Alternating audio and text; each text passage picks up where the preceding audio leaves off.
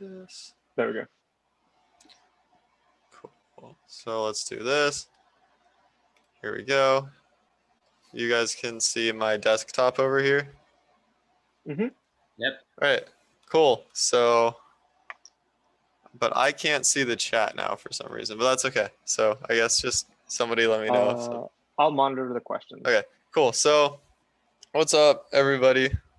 Welcome back to Git 101. This is the second of two of these. So we're gonna review a little bit of what we talked about last week because I don't know if everybody is the same this week. And then we're also gonna cover some new content. So the course, what it's gonna look like today, the course of the day is gonna look like review, and then we're gonna go over rebasing in depth with a particular focus on interactive rebasing and modifying the commit history and the differences between rebasing and merging. And then we're going to use what we learned last week and this week and our knowledge of pull requests and merging and rebasing to actually deploy a website together. And that's going to be the activity for today. And then we're going to call it a day. So that's what today is going to look like. So yeah, so how many of you were here last week? Just so I can kind of get a feel for how much we need to review. Was anybody here last week? Or 2 weeks ago, something like that. Yeah, so my bad, 2 weeks ago. So everybody was not here last week. Mm-hmm. Okay. Cool. Great. So I'm just gonna go over it then. Cool. So yeah. So Git is a source control management tool. I think everybody knows that now, but it was invented by Linus Torvalds. You can save different versions of source code and work collaboratively, and you can revert to a previous commit if you break your code. This is all kind of review, but you can add, commit, and push a file. Adding it adds it to the staging area. Committing it saves the staged changes under particular commit hash. And then pushing takes those changes and puts them on a server pointed to by a remote at the specified branch. So yeah, so you can actually have multiple branches and you can have multiple remotes. And branching is a way to save a different version from the one that's on the main branch, and you can diverge from that. You should never work on the main branch. Commit messages happen for every time that you add a commit, and they're how you keep track of the information that you've saved and remember what you actually changed. You should write them well.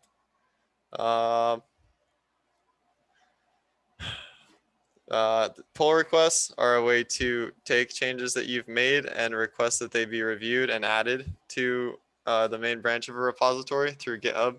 It's an interactive process that you do together. You get feedback and you improve it so that it's ready for production. And then when it's ready, you typically merge the commit into main. But you don't have to. Another thing you could do, and that gets us all caught up to this week, is rebasing. So rebasing is a strategy that people use instead of merging to get branches back together, but it's also so much more than that. So what is rebasing as compared to merging? When you merge, you have one very large merge commit, and that merge commit just aggregates all of the changes that you've made and puts it in one clunky commit on the main branch. Rebasing does not do that. So rebasing takes all of the commits on your current branch and rebases them on top of the branch that you're rebasing on top of. So rather than squishing them all down and then pushing them to the branch, it places them on top of whatever other changes exist on top of that branch and preserves the order of the commits and keeps them all there. So that can be good because if you are doing a project and you're adding, say, a small feature, and you have 4 or 5 different commits for that feature, more than likely the commits are going to be ordered in such a way that things that have to do with one each other are in a specific commit, and then all of the commits have distinct things that they're changing. And you don't necessarily want to squish that all down because it's much easier to see what changes happened if they happen in order methodically through a series of commits. So that's useful because when you use the rebasing strategy like that, you can read through the commit history of main and you get sort of a storyline of all these incremental small little commits and changes that happened. And every time you add one on, you only have a file or two to read, and it makes methodical sense from the last commit to see what has changed. So there's Any a couple questions ways. so far? Yeah, am I going too fast? It's fine for me. Okay. Anyone else? Yeah, I think you're doing fine. Cool. Good. Right. If at any point, like in the slides or anything, you have a question or you don't understand a word or like a concept or like are having a hard time wrapping your head around it, let us know. You can also private message me and I'll tell Lev, or I can even answer your question. So don't worry too much about not being able to ask questions. Awesome, thanks a lot. Yep. Awesome. So yeah, so how to rebase. There's a lot of ways to rebase. But in terms of how to rebase on top of another branch, on top of main, one way you can do it is git pull -- rebase origin main. But more than likely, if you're making a change, ideally you'll be able to just submit a PR and select the rebase option. But you still have to deal with conflicts. So that's where this top option would come in, because you can't deal with conflicts just by using the GitHub webpage. It'll tell you that you can't rebase without conflicts and that you have to resolve them first. So that's when you would do this. And the process to deal with conflicts with a rebase is pretty identical to dealing with the process for conflicts when you're merging. Just like a merge conflict, you'll get diffs in line in your files, but you get stopped individually at each commit. So you'll be on a particular commit and you'll be frozen in methodical order. And if there's a conflict in that commit itself with what you're trying to add, then it'll alert you and it'll freeze the repository at that commit, and it'll tell you to handle the conflicts and then proceed with git rebase continue like this. So in that situation, you typically want to add the changes and resolve the conflicts, then add it to the index, and then continue with git commit -- amend, because you don't necessarily want to add another commit. You're resolving conflicts within a commit, and git commit amend will not add another commit inside of your commit history, but it will change the previous commit to have the changes that are specified. So that brings up another topic that we're going to cover in a lot of detail, which is changing the commit history besides just using git commit -- amend. So the primary way that you'll do this is also with rebasing, and it's a technique called interactive rebasing. So when you rebase commits, as I said, you put them on top of a certain branch, a certain commit on a certain branch, and how do I say this? You put them on top of a certain commit in a certain branch, and that means that you get to decide what goes on top of it. So there's tools to do that interactively. So you don't necessarily need to place all of the commits. You can omit some. You might want to put them in a different order. You might want to take a couple of the commits that you've added on your development branch and squash them together or reword them. Or maybe you just want to take the first 5 and make a merge commit for them, and then the next 5 and make a merge commit for them, right? There's ways to do all of these things with interactive rebasing, whether making several merge commits instead of one, renaming, squashing, and all of those can be listed here. So when you start an interactive rebase, you get a series of options. So you have a list of all of the previous commits, and before them you can assign a letter or a word, and you can either pick the commit, which means just use it the way that it already is. You can reword the commit, which means you want to use all of the changes from the commit, but you want to edit the commit message.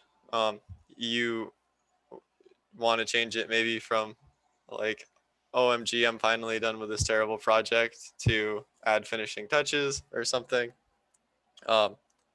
You can edit the commit, which means you're not going to change anything in line in this editor, but when you leave this editor, you're going to stop at this commit, and you're going to actually go into the commit and change files, and then proceed with git rebase -- continue.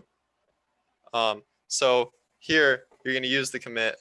The commit message is going to stay, presumably, but you can actually change files under that commit, and it will propagate to future commits because they will all be rebased on top of that in turn. You can squash commits, which means you want to apply all of the changes from this commit, but this commit doesn't really need to be a separate commit from the previous commit. But you do want to store the message from this commit as well. So squash melds into the previous commit, and what that means is you have one commit and you have the commit message from the first commit, but then under that, in the commit message, you have the commit message from the second commit preserved, so you can read through the entirety of the commit message and you'll see all of the information from both of the commits. If you don't want that, for example, if you have a typo when you push and then you just go to fix the typo, and then your commit message is fixed typo in the last commit, and you don't really need to preserve that because you're just making it one commit, you could just use fix up, which is like squash, but you completely throw away the commit message of the commit that you're fixing up, that is a fix up commit for the previous commit. And this is really useful a lot of the time because I know often I push, especially in homework projects and things like that, where you don't have some CI/CD pipeline and a bunch of code review before you push. And after I push, I realize I've got a couple of small mistakes, and I changed one and it's not quite enough, and then I change another and it's not quite enough, and then I change another and it's not quite enough. But all I've done through the course of those 4 commits is add one function or something. And when I look back through the history of what I did, it shouldn't be like added this and then tried again and then tried again and then tried again and then tried again and made small incremental changes and added a semicolon.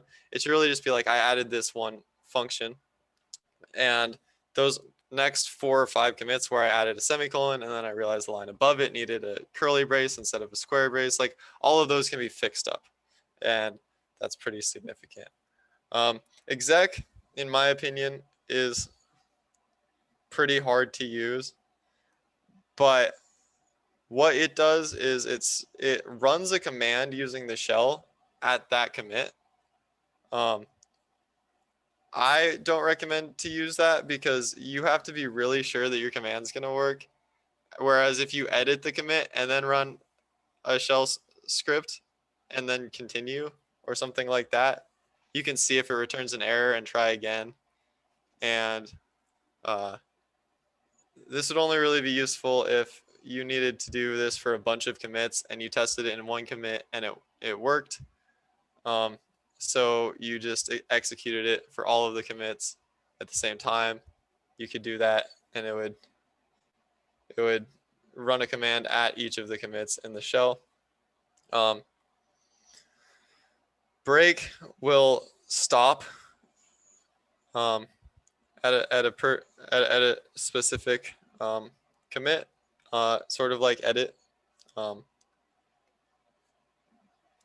but you don't necessarily have everything added to the index yet, so you would need to add everything again. And in this case, you would probably just commit again instead of committing with amend, because you're breaking at that commit. So you'll continue to previous commits, but you're not using the commit.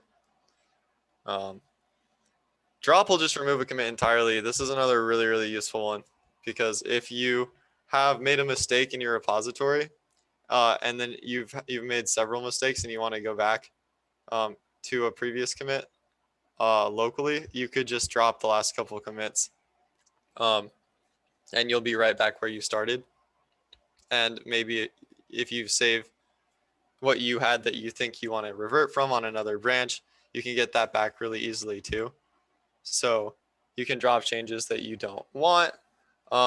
Just make sure that if you use drop in ways that aren't just sequentially from the most previous commit, that you drop things that don't cause conflicts in future commits.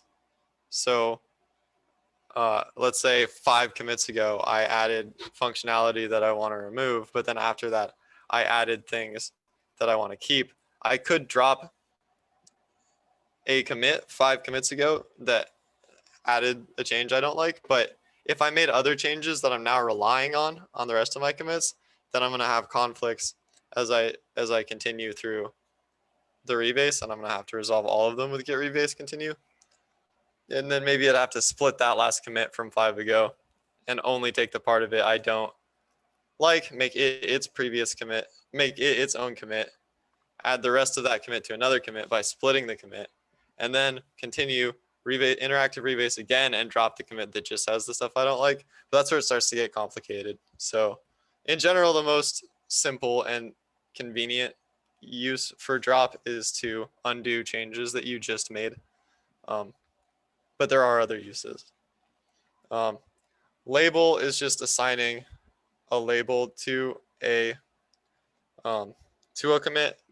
Usually you have to refer to a commit by its entire commit hash, which is fairly long and hard to remember, and in base 64, and just not something that you would type frequently. But if you're going to want to refer to a label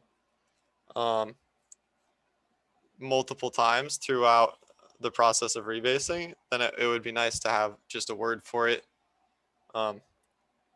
because that's what variable names are for. That's what constants are for, right? So you don't have to type in this entire commit hash. You can just say working for, let's say you had a last commit that was working and you want to store that as your last working commit. You could name it working or something. And instead of like 30 characters of random letters, then you would have the word working. And whenever you refer to that, you would just go back to working. One example of where you would use that would be reset, which you can reset head to a label. So this is also another way you can mass undo commits. You could set a label 5 commits back or something, and then you could reset to that label, and instead of having to type drop on 5 commits, it would just undo all 5 of them. And yeah, and you can also merge from the Rebase console. So that's pretty useful. So it's a superset of merge in theory, because you can interactive rebase the same way you rebase onto things that aren't the current branch.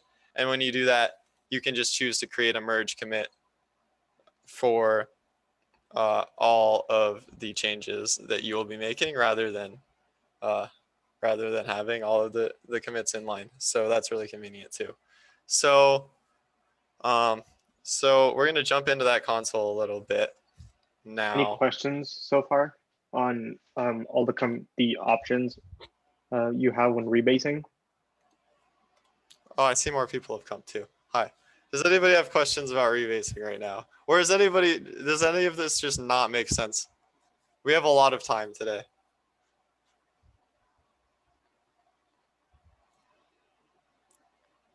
That's great. Awesome. All right. Let's just continue. Okay. Cool.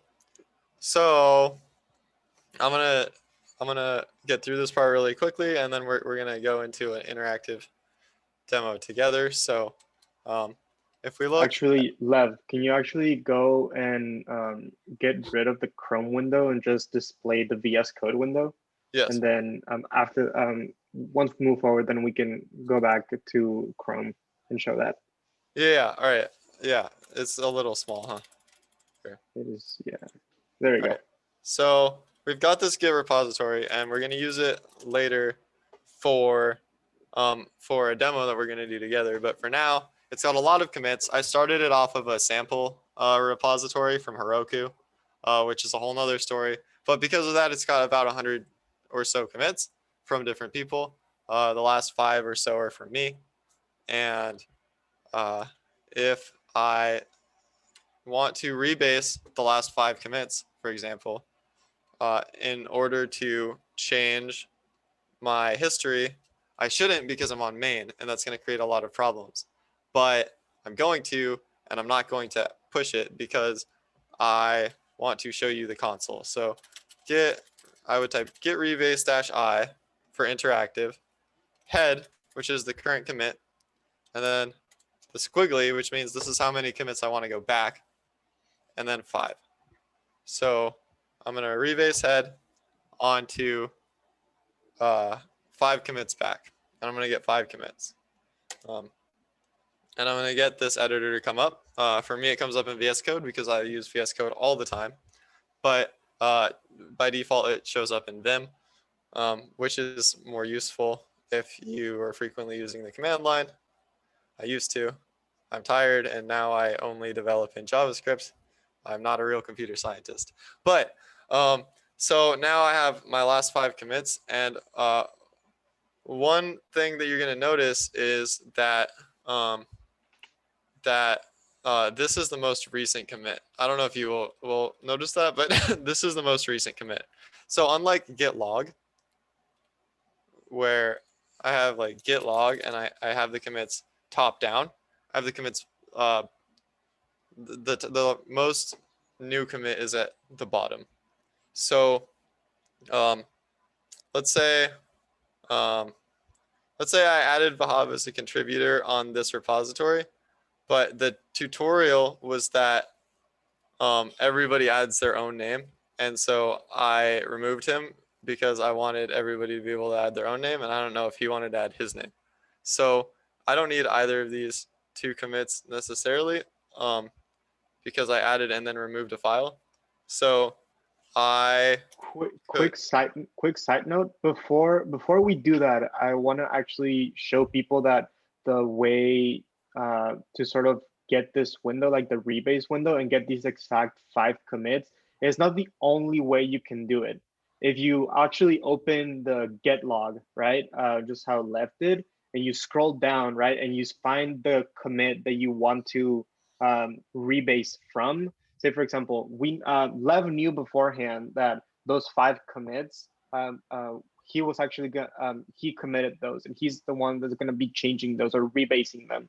And so if he opens up the Git log and he finds the commit hash where that he wants to rebase from, which is I think working demo, you can copy the entire like the hash and do git rebase -I and paste that into the terminal.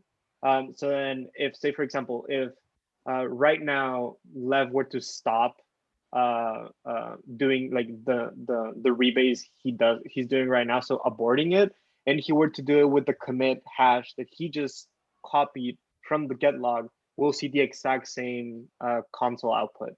So there's two different ways to do it, which are synonymous. Right. So yeah. So yes, there's two ways to do it. They're synonymous. Head is a macro basically for the current commit, right? Mm-hmm. The squiggly just means you want to go back a certain amount of commits from that, and since they're chained together, you're capable of doing that. And then obviously the actual value of each commit by ID is the commit hash. So yes.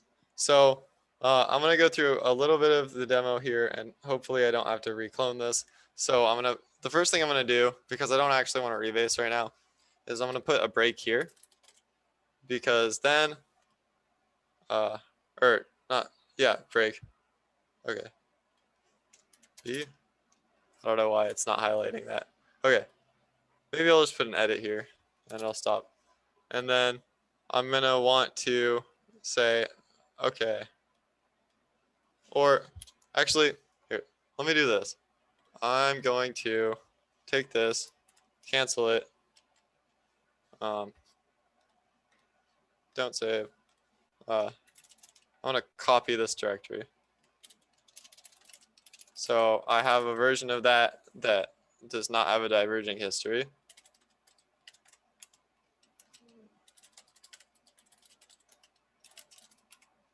CD kit 101 demo 2. And then I could say git log this time.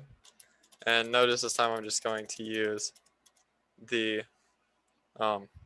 commit hash, and I will enter the rebase that way, and it will get me to the same. Wait, oh, whoops. Okay, cool. So now notice that it doesn't include the commit that I actually pass in as the one I want to rebase onto, and the reason is because if I'm rebasing onto that commit, then I can't change that commit, because where would I store that? So if I wanted to change working demo, I would actually have to go one further back. But I have these four, and these are the only ones I wanted to change anyway. So here I want to fix up this.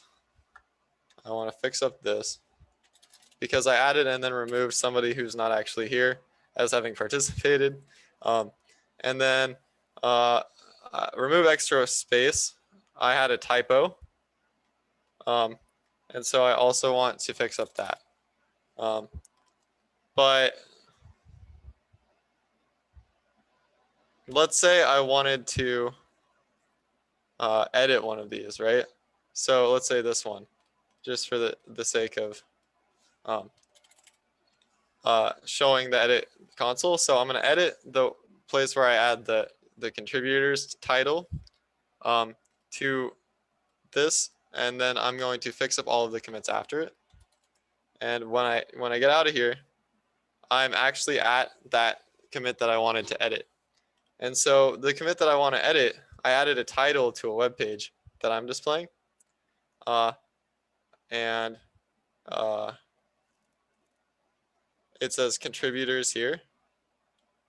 Maybe I want to change that to contributors on Friday, because I'm interested in knowing who was here today, right? So now I'm going to save that.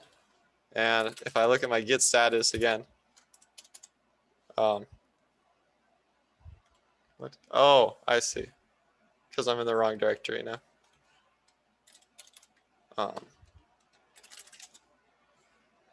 Okay, so we go to Git status now. Right. Contributors for Friday. Git status. I've modified index.js. And So because I've modified index.js, I have to add it again, and it will be in the staging area. But notice, I don't want to create another commit in the middle of my history right now. I was adding this h1. That's my last commit. Was adding this h1. I don't need 2 commits to add one half of line of code because I spelled it wrong the first time, or because I didn't add the whole title that I wanted to add. That would not read very well when somebody's reviewing my changes. So instead of saying git -m fix previous commit where I had only the word contributors or something, instead of that, I can say git commit -- amend. And now the previous commit is going to say contributors for Friday. And then it's going to ask me to make sure I modify my message if I'd like to for the previous commit. I don't want to. And then that commit will have been edited. And then when I continue, remember I fixed up all the other commits.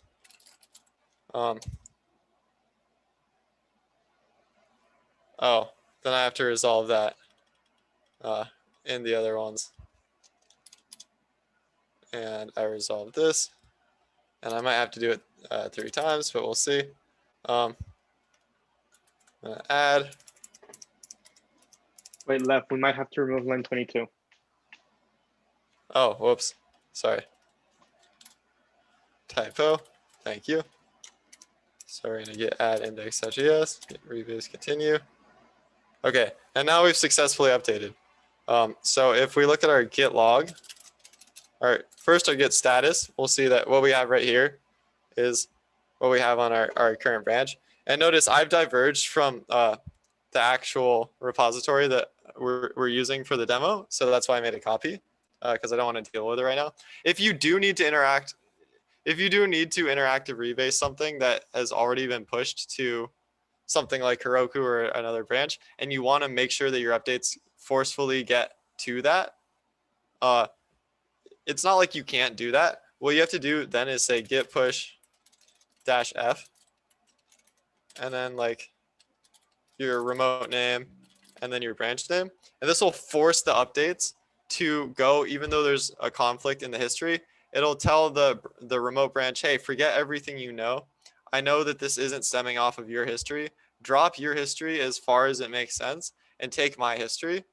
And that's useful sometimes. Like, I know certain companies have individual branches for people, and you have your own branch. And when you're working on your own branch, it's not going to hurt anybody to force push to that branch, because nobody else is going to use it. So normally if you want to use a branch but somebody else force pushes to it and edits the history, the commit hashes are all different. And the only way that you can now access that branch is by recloning the entire repository, which is a huge hassle.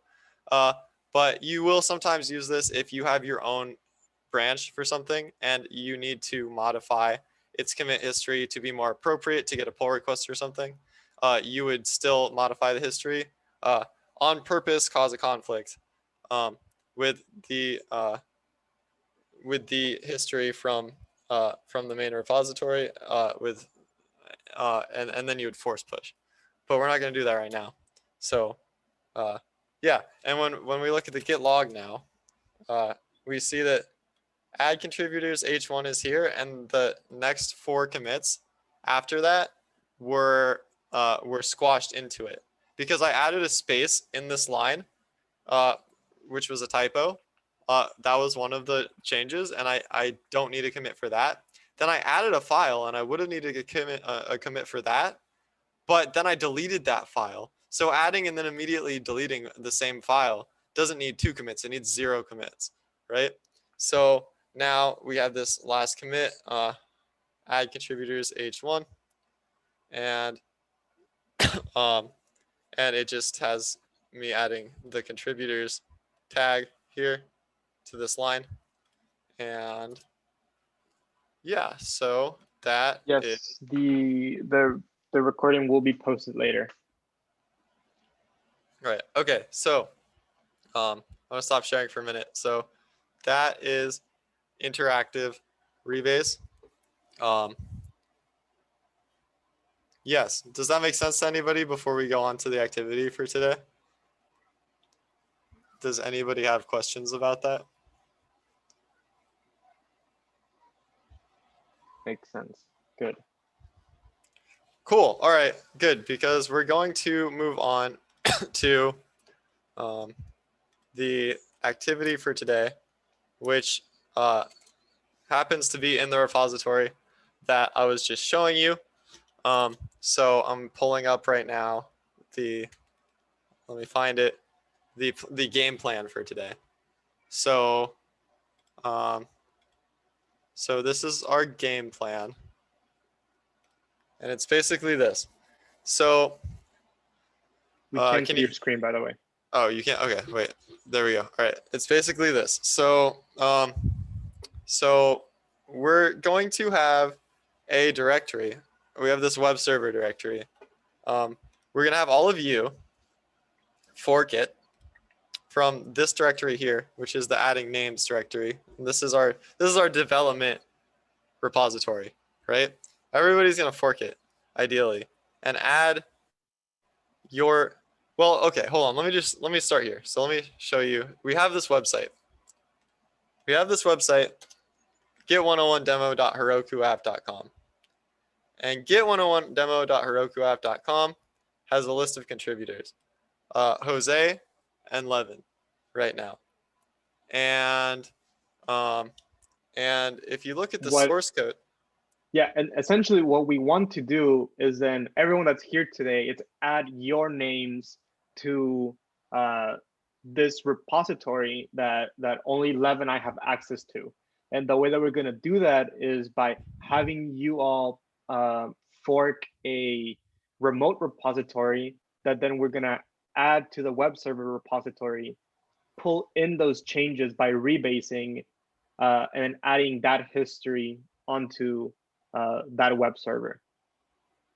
Yes. So if you think about it, we don't necessarily need like all this like convoluted rebasing and doing just a bunch of stuff, right? We can just have you all go ahead and push to one get server repository, right? Like that. But however, in industry and just like in general, like wherever you end up working, that's not necessarily going to be the case. You're going to be pushing to some sort of like sandbox where your changes are going to get tested. And if those changes are approved, then they move on to another series of tests, depending on what kind of service or architecture you're running. If you're in a cloud base, they want to make sure that you're able to run those changes across multiple regions that your project is running in. So stuff like that. And so, which is why we have this development sort of repository that we set up that you're going to contribute to. Once we accept those changes, we add the remote to this Git 101 demo web server repo, rebase those changes, and then we're going to be able to see that you added like all this stuff in there. Right. Yes. So this is a very complex way to get you guys to write your names for us. But where'd the chart go? But it's meant to simulate a environment where you would deploy, like Jose said. So we can consider this fork that you make where you add, your own text file to our website as your dev repository. You could consider this repository right here, we're going to have you all fork to be the staging repository. We're going to have this central repository where I take all of the information from here and finalize it and bring it in as the release repository for like the current release. And the one I push up to that actually hosts the website is the production repository, right? So we're going to go through that little cycle and we're going to see how it goes to add people's names to our little website. So this is our little website, and I'll get back to VS Code. So the way that it works is this. We have this index.js, and it does a bunch of magic in Node.js. But all it really does is it looks for files in the contributors folder, and it splits them by hyphens, and it displays them in a list on a web page, and it hosts a web server and does that. So if I test this locally, I'll get the same thing that I got live right now, except it says contributors for Friday because we made those changes to demo 2. And if I add a file called Baby Yoda, then when I reload,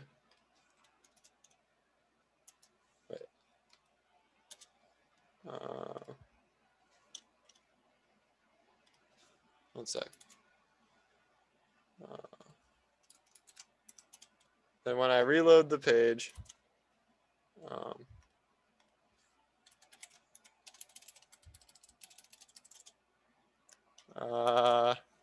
what did I do?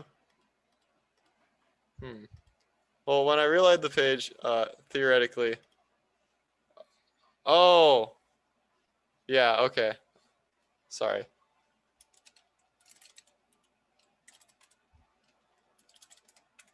I'm still in the wrong directory. Okay. Making copies is confusing me. All right. So now, when I reload the page, Baby Yoda is going to be successfully added to the list. So what we're going to need to do collectively is we're going to need to come to this repository here that we've made, which the link of which we'll drop in the chat, which is called Git 101 name, and you can find it here. And we're going to need to all fork it, and then we're all going to need to clone it so that we can add a text file. For this part, it's up to you whether or not you want to actually clone it directly onto your machine. You don't necessarily have to, since all you're going to be doing is making a text file. Right. Yeah. An empty text file. You can do that. So you could come in here and you could add a file. So yeah. So the simplest way to do this, you could add a file to your fork. But the first thing that you're going to need to do is fork it nonetheless. And I'm not going to fork it right now because I don't have Lev, if you want, I can share my screen. I can yes. show people how to do that. Yes, perfect. Let me go ahead. Where's my browser?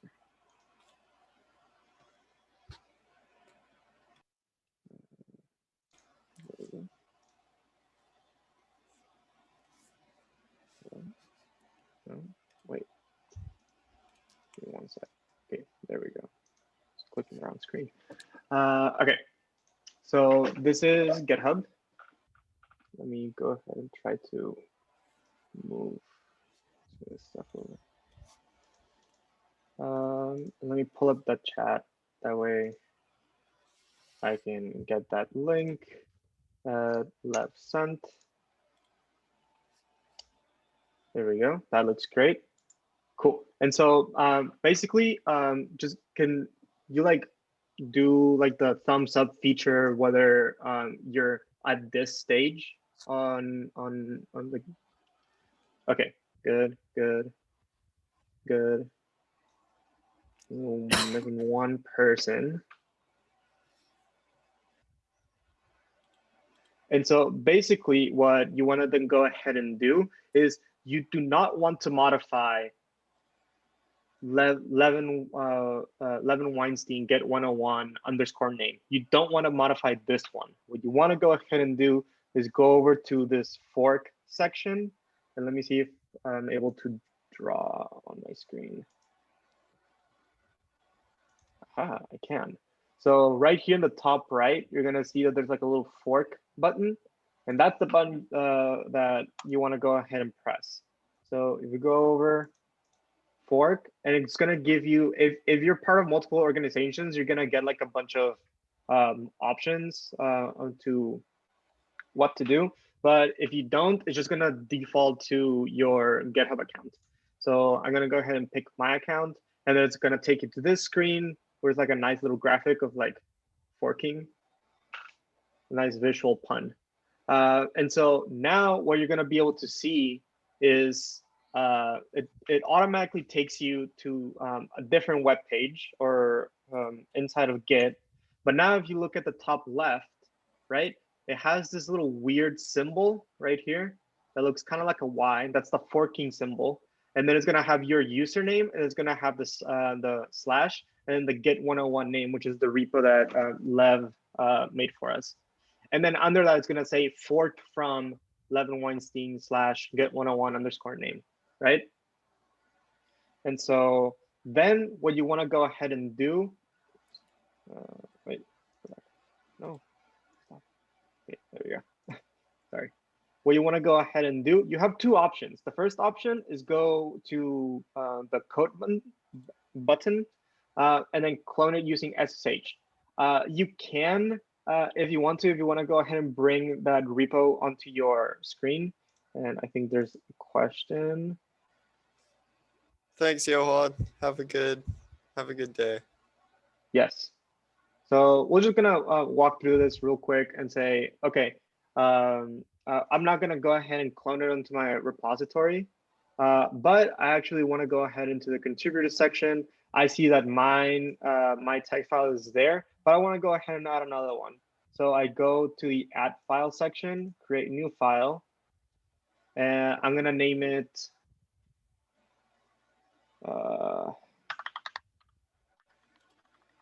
we're gonna say that Led Zeppelin was here. And I don't think that's how you spell Zeppelin, but we're gonna say Baby Yoda just for fun. It's that, and then create Baby Yoda.txt, commit directly to the main branch. Yep, that's what I want to go ahead and do, and then commit new file. And so now you see that in my contributors folder, I have you should have 3 files at this point. You should have josecarlo.txt, levinweinstein.txt, and then your own name.txt. And make sure you separate it by using like the hyphen. And so that's all good. That's great. Now what I want to go ahead and do is if I go to these, I believe some pull requests. Then I can make a new pull request. So I sort of glossed over that real quick. So as soon as you add that file, has everyone added that file? Just checking. Yep. How you doing, Andrew? Almost there? Awesome, great. So you've added that file, you go to pull requests, you make a new pull request, and it's gonna look a little bit different than it usually does. Because now because you're on main branch, it's gonna ask you what the base repository is gonna look, or where you're gonna make that pull request to. And that is the main repository, the upstream repository, for more like Git lingo. And so as we can see, Levin Weinstein / Git 101 name, right? We can go ahead and actually, I can see all the people that have forked it, right? I can go ahead and say, I wanted to make a pull request to Justin Wong 208, right? But that's not really what I really want to do. I really want for Lev to see all of my changes, right? And then here in head repository, this is my own head repository. And also because I have everyone is a public repo and I can see who has forked it, I technically could go ahead and do this and not even pull request of my own repo. I can go ahead and be like sneaky like that, but we don't want to do that. Oops, nope. Go back. I want to just do my changes, right? And so then it says it's able to merge. and then discuss and review changes. Yeah, I'm gonna go ahead and make a new pull request. You can go ahead and leave a comment if you want. Usually, you do want to go ahead and leave a comment just to say like the reason for this pull request, right? And so adding or add participation credit for Baby Yoda. There we go. And then it says I can allow edits by maintainers. Yeah, I want to go ahead and do that. And then create that pull request. Great. And so as soon as you do the create pull request, it automatically takes you to the upstream directory, which is Levin Weinstein Git 101 name. And I'm sorry, Lev, I don't know how to pronounce your last name, so I don't know if I'm butchering it. They're all right. That's Okay. the policy. There's no wrong way to pronounce my name. And so then you're here, right? And so then usually we didn't set any branch protections on this Git 101 repo name. You can go ahead and merge that pull request if you want to. We ask you to not, and just wait until the next part of the little segment.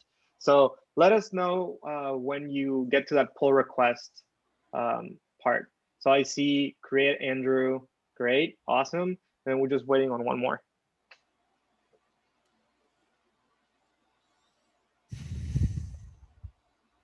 Lev, if you want to go ahead and get and start accepting those pull requests. Yes. All right.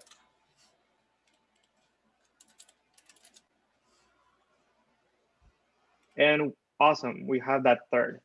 Awesome.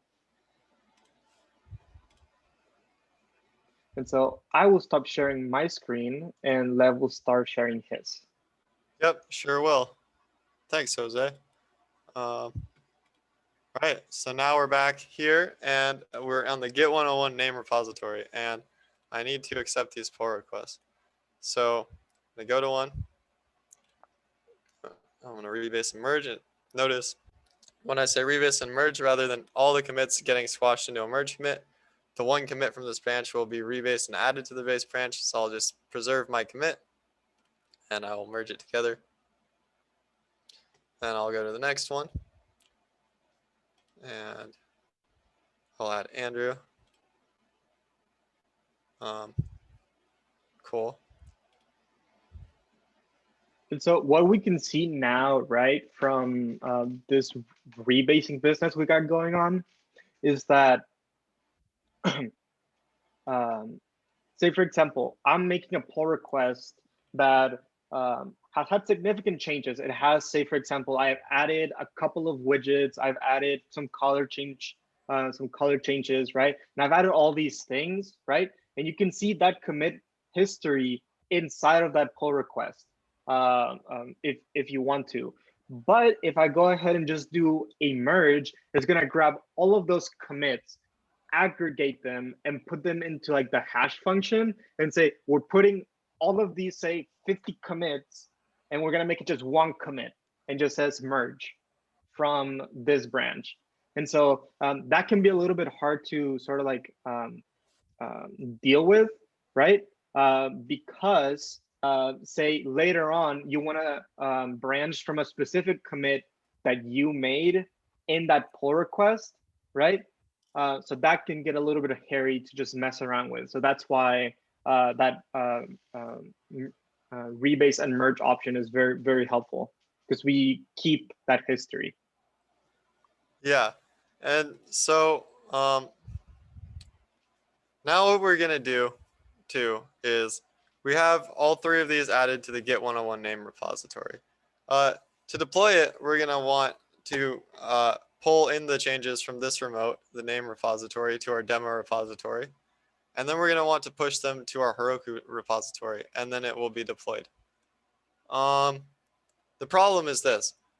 First, we're gonna want to rename or squash these commits together and simply name them, add names. So we're gonna go ahead and do that, and then we're gonna force push back to Git 101 name, and then we're gonna pull from our release repository once we're all set on our staging repository. And then we're going to get it live. So let's do that right now. I want to get a new VS Code window.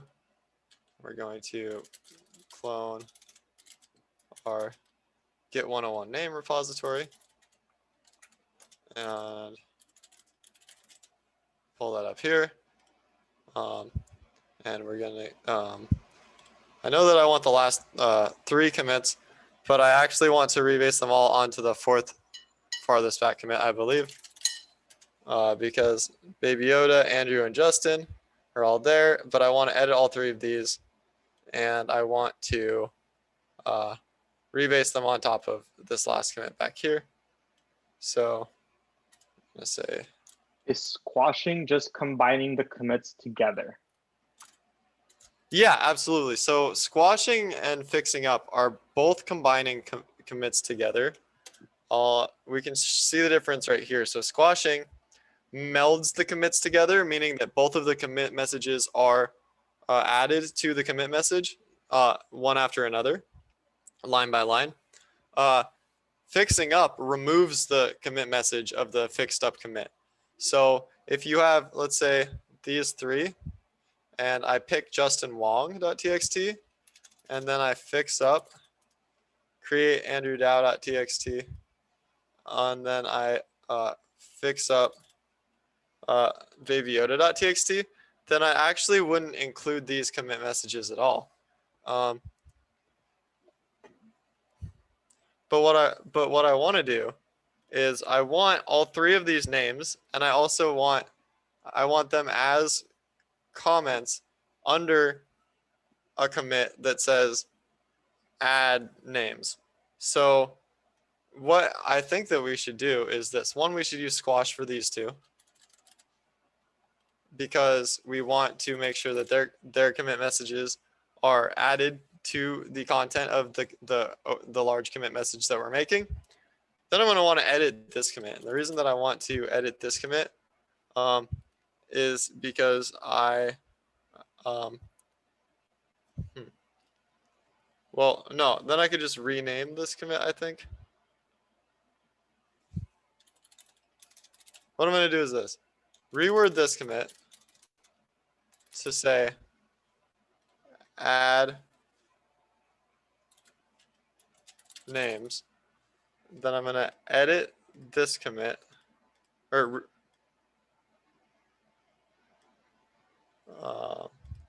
Fix up, right? yeah, we could just fix these up, actually. That's fine for now.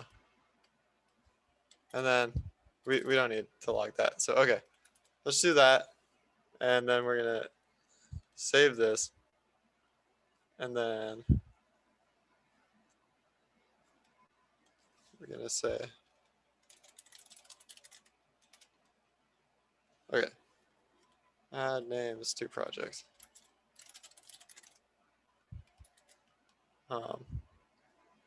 So we've just changed all of the commits, and now they say add names to project. I was going to try to do it in a way that preserved all 3 of the names, but that would require us to split a commit because we would have lost the top one. So yeah, so now we just have 1 commit, and it says add names.txt, and then the next 2 are squashed into that. So now we can try to get push, but it's going to get rejected. And the reason that it's going to get rejected is because the current branch is behind its remote counterpart. So that's not what we want, especially because if we look at Git Status, all the things that we've had added are there. It just so happens that we have 1 and 3 different commits respectively. So notice we have this 1 commit that contains all of the changes, and origin main has these 3 different commits, which is all of the separate commits that we hadn't squashed together. And to handle that, since before we do that, just so that you can picture a little bit better, can you go ahead and do a Git log again, Lev? Yeah. So as you can see, right, like we have the remove text file, and then we have the add names to project, right? And so if you go back to GitHub, yes. And right we there, go right? And so let's look at the commits, right? We have that removed text file, right? Which is DEE, right? And so let's go back to VS Code just to check that that's the same. It's DEE, right? But now because our remote, right, where our repository lives, it has 3 more commits that that's keeping track of. And then when we're trying to push, right, it's saying like, hey, the thing that I have does not match what you're trying to push. So one of the ways that we can do that is just by force pushing it and say like, hey, I know that like this might not seem like what you want to do, but do it. Just trust me. Right. Okay. So yes. So we have the wrong history here. We're going to push it to this repository that doesn't want to take it. But we're doing it because we know what we're doing, and we know that the remote we're going to pull from in the future doesn't have any of these commit messages, so it doesn't matter. So we're not going to receive any conflicts. And we're going to push -f or -force. And now it's our server is going to trust us. It's going to be like, okay, you know what you're doing, but you know, here's your new commit. We trust you. Go ahead and overwrite everything that you've already saved. And so that's good. So now we have remove text file. Then we have add names to the project. Cool. So now we're gonna go into the directory from which we're going to deploy. Git 101 demo, I believe. And we're gonna look at our remotes to make sure this is the right one. Yeah, and you're gonna notice we have 3 remotes. We have Heroku, which is our production. We have Origin, which is the current. We have a question in the chat. Is it common to run into that issue where you need to force push, or when would you run into that issue? That's a great question. Most of the time, if you're working just by yourself, if you go ahead and do a force push, it's not going to affect that many things, right? But if, say, for example, you're working with a team, right?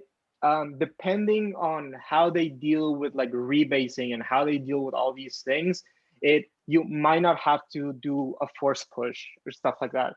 Because most of the time, what people do is you fork a repository, you work on that repository so that you alone are making changes to that, and then you're pushing to an upstream repository that is sort of like the main, and that one's more protected, and that one's that has like the code reviews and stuff.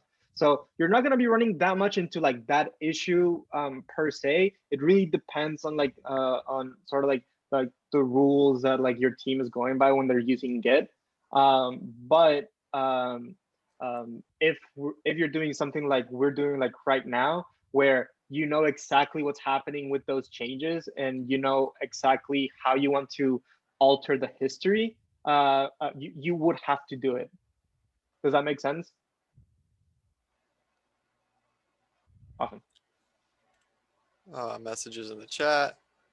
Yeah, makes sense. Thanks. Cool. Yeah, and it does depend on your strategy too. Like I said earlier, you never want to rebase on a shared branch unless you've talked about it already and it's not shared by a lot of people, because everybody is going to have to reclone it for it to work, and they won't be able to save their changes otherwise. If you have your own private branch and you want the commits changed, but you've already pushed them to the server on that branch, then you can still choose to interactively rebase those commits. But but when you're going to have to start force pushing there is if you edit a commit that's already been pushed to the server, because that commit's hash is going to change, and then you're going to have divergent history. But since nobody else is affected by it, it can be fine. But in general, just don't force push, pretty much. So yeah. So if I look at Git remotes, we have Heroku, names, and origin now, and so we're on this central repository.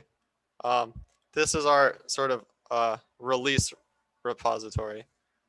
Names was our staging repository because we incorporated all of you guys' finalized changes through pull requests into names. So origin is our release repository, and origin is going to push up to the cloud on Heroku. And the second we push origin into Heroku, then Heroku is going to deploy a website for us. So we can consider Heroku to be our production repository. So notice we incorporate all of the changes to the final release on our release repository, but that can't be our production repository because there could be issues that happen actually while we're pulling, and we don't want any downtime at all. So that's part of the reason for having all of these environments. So let's just see if we can do this seamlessly. I'm not sure if we can. Cool. So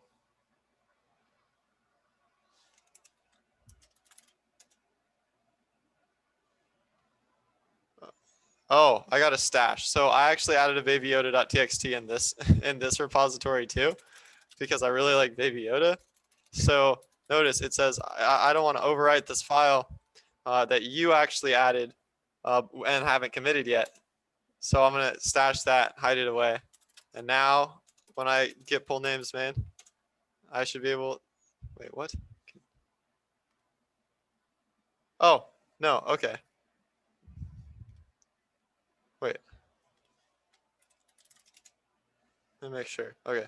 Baby Yoda.txt. Ah. Git stash. No local changes to save. Oh. Let's just delete this. We shouldn't have an issue. Okay. Now we should be able to. Okay. Cool. There we go. So now we have all our different names here, and just to make sure that it works, and I'm gonna go ahead and push to origin because there's no reason why not to, because it's not production. And I'm gonna test that obviously before I push to Heroku. And when we go and we check our localhost 5000, we're going to see that it actually did add all of the names, and that's great. That's what we want. So that's good. And we have one last remote to push to, and that is Heroku. Yeah. So we're going to get pushed to Heroku on branch main, and we're going to get some messages. Now we're going to see the remote has a pre-commit hook or a post-commit. It has a commit hook of some sort, and it says, I identify that there's new commits. I'm going to run this continuous deployment strategy. I'm going to redeploy on this website. Here's the website. It's been successfully deployed. And so now, if you guys feel so inclined, you can go to this link, and our names are there. So, yep.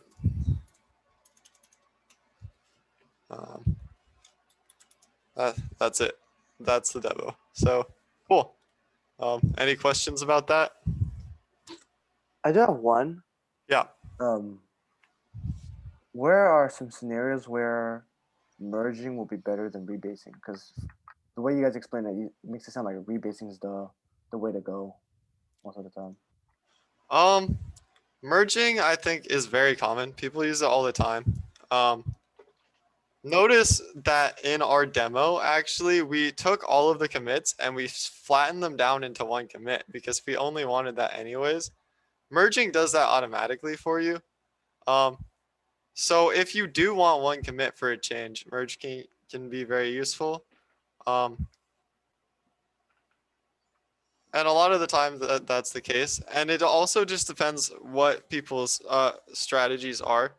The argument could be made that rebasing allows you to have a bunch of granular commits in a pull request. And so you don't want your commits to be more than granular, like very large. The argument can also be made, and it's just in terms of preference, that your pull requests themselves should be granular. And that if you need more than one message to convey a pull request, you should have 2 pull requests. So it's different preferences and methodologies. And almost always, the preference is not going to be about what is more like something that you're used to, but it's going to be what somebody else has set as a policy and how things are in the environment around you.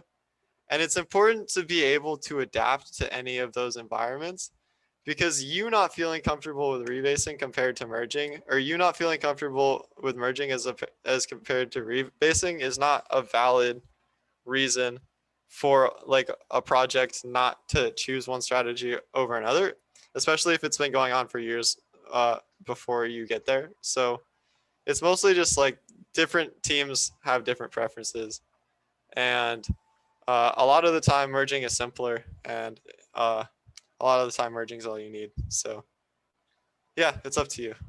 Okay. And then one of the other ways that you can use rebasing is, say for example, if you haven't pushed, say you're working on a project for class, right? And what you've done is that you've basically are on a branch working on one particular problem of that project. And what you want to go ahead and do is, instead of merging that branch before you push, merging that branch onto your main branch, and wanting to go ahead, instead of saying converting all of those commits into just one commit. And so that way, like instead of having, say, you worked on and you pushed or you made 50 commits, right, on this separate branch, normally if you were to do a merge, it would grab all of those commits and squish them all into one and add it on top of main. And so you turn 50 commits into one commit on your main. And so that's where rebasing could be very helpful. But you want to like show that you worked on like this project for a long time, or had a bunch of like different commits, and adding all of those commits by doing a rebase strategy and adding all of those commits on top of the main branch when you're merging a branch. So that's one of the ways that you can go ahead and do that, and use rebasing too. Yeah, also rebasing is really good for when you want to make sure that changes that you have done still work when main is constantly updating.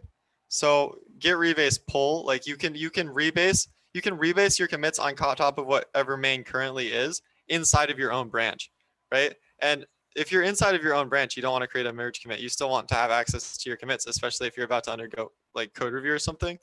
But you're going to want to rebase your current commits on top of whatever the current main is inside of your development branch, and then ask for your code review, because there's not, like, if you've been working on the same feature for 2 weeks and there's like a bunch of developers, main's probably not the same. So it would like so your tests need to be running on top of whatever is current in the environment, is currently in main, or whatever you call your central branch. So if you like git rebase -- pull main or something like that, and then you rebase all of your commits on top of whatever main currently is. And if there's conflicts, great, you caught them, so you didn't just push some stuff that was no longer relevant to the code base. But if your commits still work and there's no conflicts, then you know that when you finally do merge into main, even though main has changed, you're able to apply your changes. And you get to preserve those commits so somebody can read them during your code review and see them separated during your code review, which is really useful. And nobody would ever want those all like clunks together. And then if that all looks good, then you can add them to main with a merge strategy if you want to. But it's still good to know how to be able to do that. Awesome. So we're just right out of time. So I'll go ahead and stop the recording right now.